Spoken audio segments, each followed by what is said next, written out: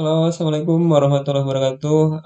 Selamat datang kembali di channel House of Wisdom, channel yang berisikan tentang pembahasan soal-soal matematika, fisika, kimia, dan TPS kuantitatif sejak dari kelas 10 hingga kelas 12 SMA. Baiklah, untuk kali ini Pak Sadik ingin melanjutkan pembahasan soal matematika dasar Cimak UI.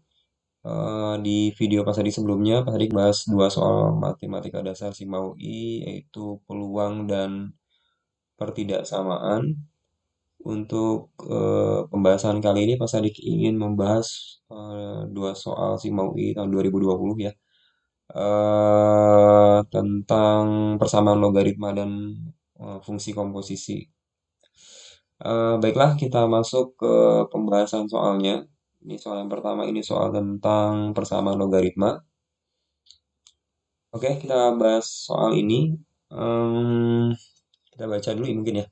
Jika X1 dan X2 memenuhi 3 pangkat 2 log X kuadrat sama dengan 4 dikali 3 pangkat 1 plus 2 log X dikurang 3 pangkat 3, maka nilai X1 kali X2 adalah berapa, seperti itu. Oke, kita tulis dulu persamaannya.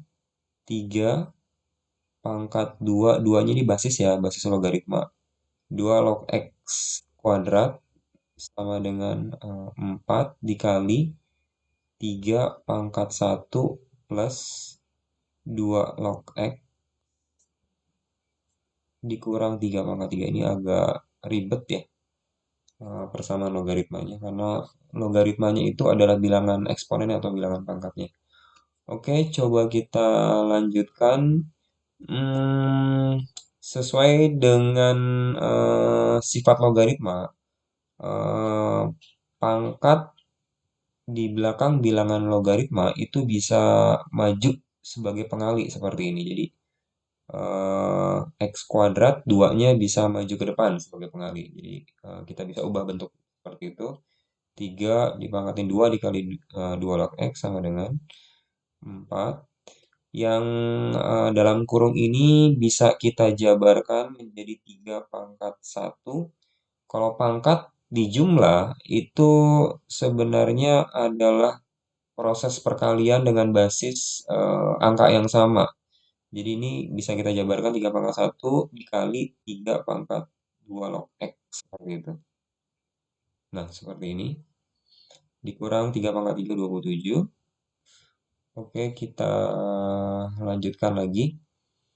Nah, kemudian Pak Sadi harus bahas sedikit dulu ini di luar konteks ini. Jadi, kalau ada misalnya ada bilangan eh, dipangkatkan 2, kemudian dikali 3, misalnya seperti ini, maka dia bisa dijabarkan 2 pangkat 3 kuadrat seperti itu. Karena kalau pangkat dipangkatin itu jadi kali. Jadi proses perkalian dalam bilangan pangkatnya seperti itu. Nah, ini juga proses ini mengacu juga ke penjabaran dari bilangan logaritma ini. Jadi ini 3. Jadi di sini Pak Sadik ngambil 2 log X seperti itu. Kemudian keseluruhannya ini dipangkatkan 2 seperti itu. Pangkat dipangkatin itu jadi proses perkalian. Ini kan kita proses perkalian ya awalnya ya. Kemudian kita jadikan proses perpangkatan bisa seperti ini. Kemudian sama dengan ini langsung proses perkalian. 3, 4 kali 3, 12. Di sini kita masih ada 3 pangkat 2 log X minus 27 seperti itu. Nah, ini adalah persamaan kuadrat dalam bentuk logaritma seperti itu. Jadi, ini mau nggak mau kita harus apa ya? Kita harus umpamakan 3 pangkat 2 log X-nya itu kita harus umpamakan menjadi variabel lain, apapun variabel boleh. Misalnya variabel A, B, C atau apa, tapi biasanya kita ambil variabel Y ya, kayak gitu ya. Jadi ini bisa berubah menjadi Y kuadrat sama dengan 12Y min 27. Nah, kalau ada pertanyaan apakah emang harus dijadikan variabel yang lain? Ya ini sebenarnya hanya untuk menyederhanakan pengerjaan aja ya, tidak diubah pun nggak apa-apa sebenarnya. Tapi supaya pengerjaannya jadi lebih sederhana. Oke, kita lanjutkan. Kalau kita lanjutkan, jadi apa namanya? Persamaannya jadi seperti ini. Y kuadrat min 12Y plus 27 sama dengan 0 seperti itu. Jadi persamaannya seperti ini, kita faktorisasi Y min 9 dan Y min 3. Seperti itu. Ini cocok ya faktorisasinya Y kuadrat min 12Y plus 27 ini jadi Y min 9, Y min 3. Jadi kita dapat nilai Y-nya sama dengan 9 dan nilai Y-nya sama dengan 3. Oke, ketika kita sudah mendapatkan dua nilai Y, kita lanjutkan kembali. Kita gunakan lagi nih, apa namanya, bentuk logaritmanya dari apa namanya dari nilai Y ini kita kembalikan ke bentuk logaritma. Jadi 3 pangkat 2 log X. Oke, ini Y-nya pas tadi jadiin Y1 dan Y2. Karena di sini pertanyaannya X1 dan X2 ya dalam soal awal. Pertanyaannya X1 dan X2. Oke, oleh karenanya kita harus jadikan bentuk Y1 dan Y2. Ini 3 pangkat 2 log X1 sama dengan 9. Ini ya, pas tadi mengubah Y1-nya kembali ke bentuk logaritmanya. Jadi 3 pangkat 2 log X1 sama dengan 9. Kita jabarkan. 9 kalau kita jadikan bilangan pangkat 3 itu adalah 3 kuadrat. 9 adalah 3 kuadrat. Ininya kita coret. Maka 2 log X1 sama dengan 2. Ini kalau mau langsung dapat X1-nya itu adalah 2 pangkat 2 sama dengan 4 seperti itu. Dapat nilai X1-nya berarti. Kemudian kalau kita lanjutkan mencari nilai X2-nya, kita jabarkan dari sini berarti 3 pangkat 2 log X2 sama dengan 3. Kalau 3 itu jelas ya, 3 pangkat 1 saja. Sama dengan 3 pangkat 1 seperti itu. Ini juga kita coret.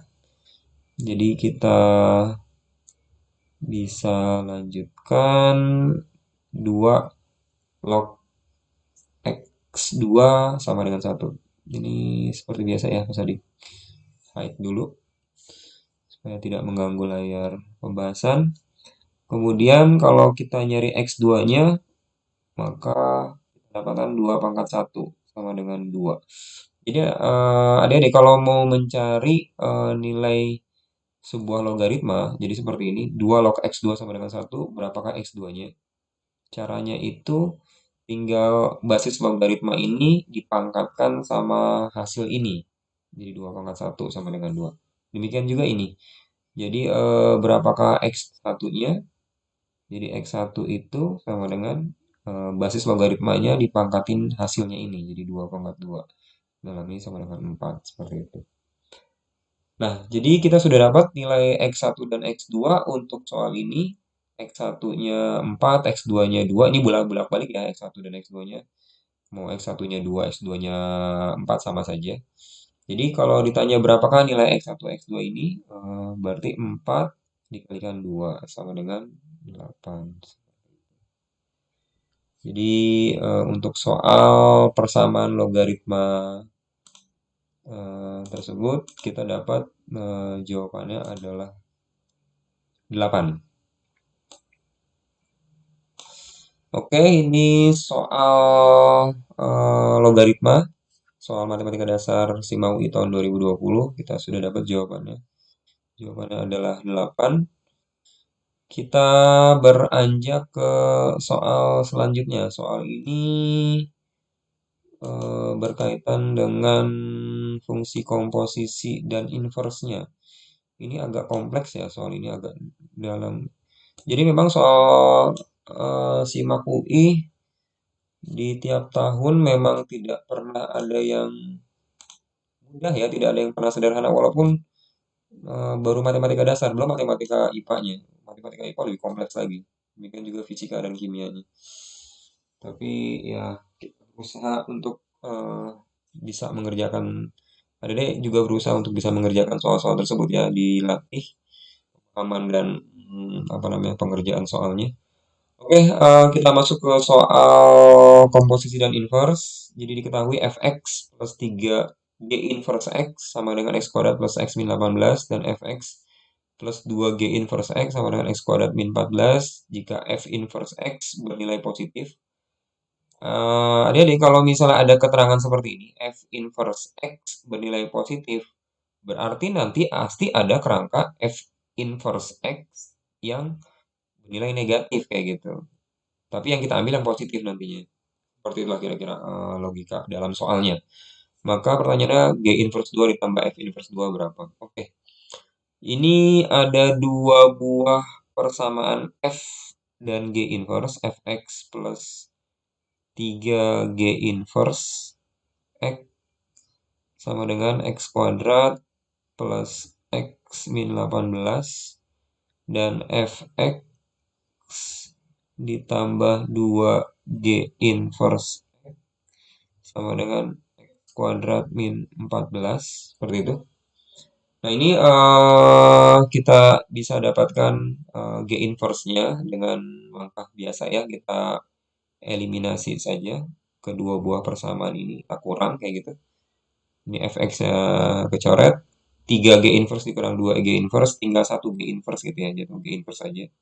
Kita tulis, ini dikurang, jadi X kuadratnya juga kecoret, tinggal X min 18 min 14 berarti min 18 plus 14 min 4 seperti itu.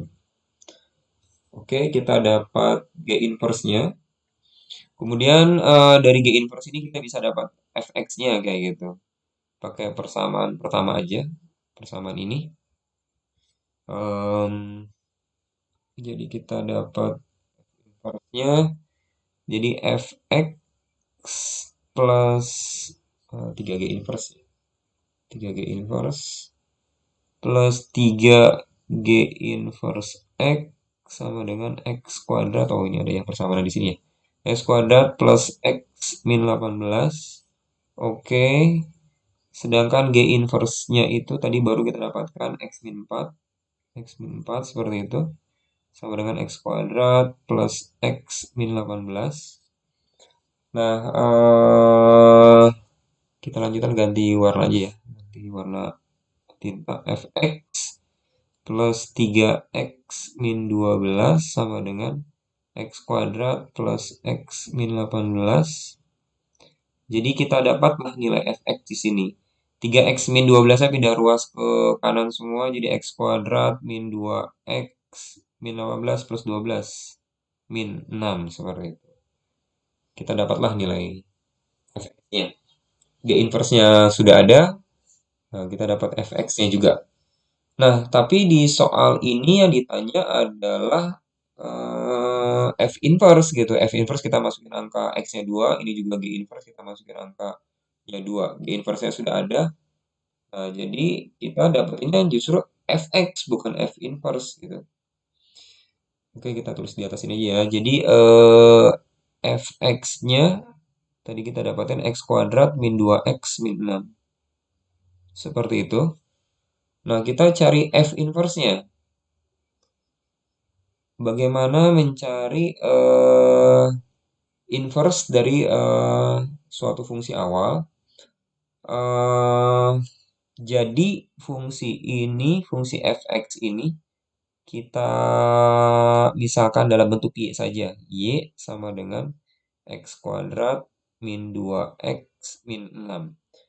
Yang dimaksud dengan inverse itu adalah mengubah dari fungsi y sama dengan bla bla bla x itu diubah menjadi fungsi x sama dengan bla bla bla y kayak gitu. Jadi dari fungsi y dengan variabel pembentuknya x menjadi fungsi x dengan variabel pembentuknya y. Tapi ini nanti kita ubah lagi jadi y inverse kayak gitu. Ininya x lagi karena sudah dalam bentuk inverse-nya kayak gitu. Jadi ini Y sama dengan X kuadrat min 2X min 6. Nah, ini untuk dijadikan untuk fungsi X sama dengan bla bla bla Y, ini karena bentuk kuadratnya bukan bentuk kuadrat sempurna ya. Jadi kita harus jadikan bentuk ini, bentuk X kuadrat min 2X min 6 itu menjadi bentuk kuadrat sempurna. Jadi eh ini kita lanjutin di bawah sini ya. Jadi di sini kita harus maaf, ininya yang ruas kanan dulu. X kuadrat min 2X itu untuk dijadikan bentuk kuadrat sempurna harus jadi plus 1. Harus jadi plus 1 koefisien terakhirnya. Maka kalau min 6 jadi plus 1 ini maka harus min 6 ditambah 7 supaya jadi plus 1. Seperti itu. Nah, yang ininya karena plus 7-nya itu tambahan baru, maka di sini juga harus ditambah 7 gitu. Karena 7-nya sebenarnya angka yang nggak ada kayak gitu.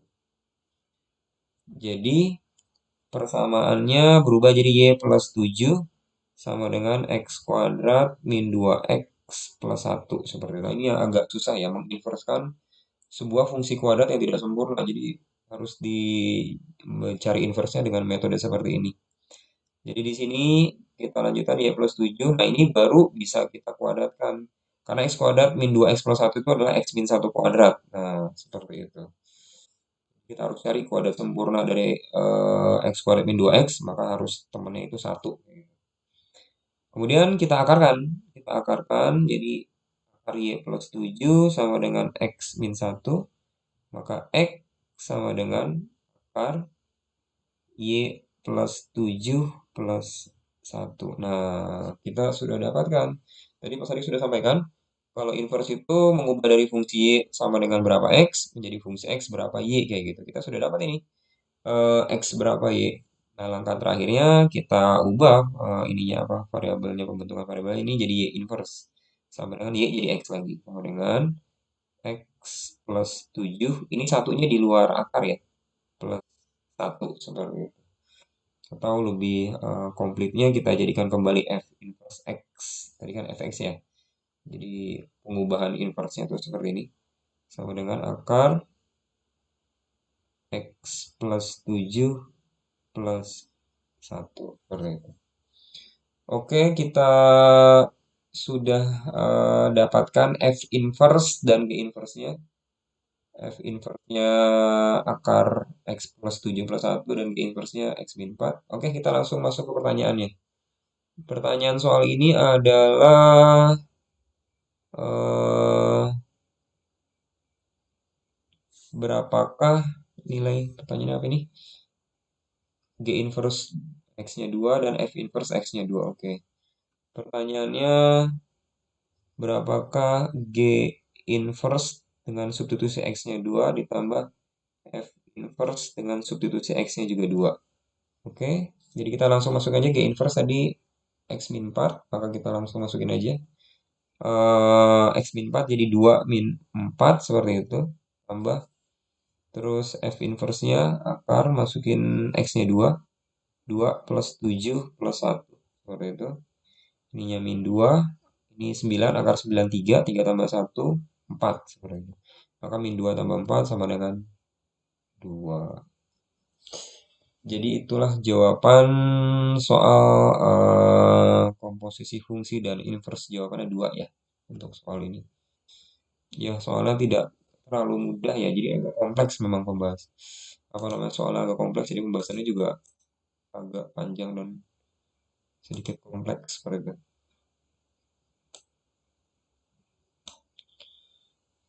Eh, Oke adik-adik, itu adalah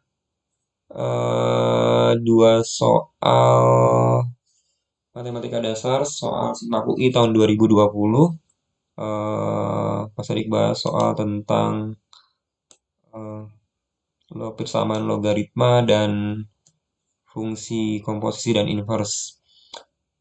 Semoga pembahasan ini bermanfaat bagi adik yang khususnya bagi yang sedang bersiap untuk menghadapi ujian SIMAK UI yang akan dilaksanakan beberapa minggu lagi. Oke, demikian video pembahasan Pak Sadik untuk kali ini. Jika ada request soal tentang fisika, matematika, kimia, atau TPS kuantitatif, silakan disampaikan di kolom komentar atau di nomor WhatsApp yang ada di deskripsi.